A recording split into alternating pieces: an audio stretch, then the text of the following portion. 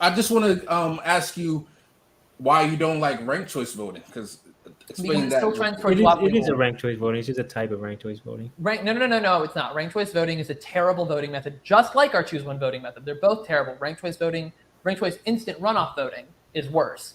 It also trends toward a duopoly for the same reason. In each discrete instant runoff round, you can only support a single candidate at a time.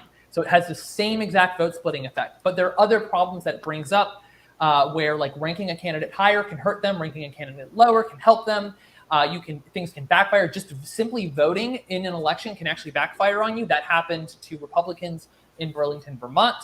And I won't, again, I'm not going to get into the details of that right now. You also lose something called precinct summability. So what that means is tabulation needs to be centralized to a single point of failure. We just saw this happen in New York City, where currently, the way we currently vote, and with most other single winner voting methods, each precinct can individually report results to the media and publicly, and then anybody anywhere can add up the results.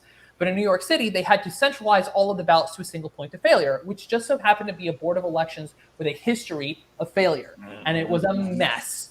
And imagine for a long-standing military and economic superpower where most people across the world care more about our elections than they do about their own, election security is vital. That decentralization is incredibly important. So you don't want a voting method that's going to further entrench duopoly. It actually also takes away power from minor parties because their votes will either transfer or be exhausted and won't be included in the final tally. Whereas right now they have a little bit of leverage over major parties that will be lost.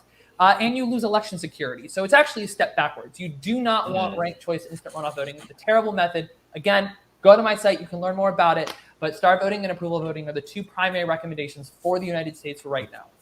On the People's Gauntlet, there's ranked choice voting. So I'm thinking, like everybody else, ranked choice voting is a good way to, break the duopoly.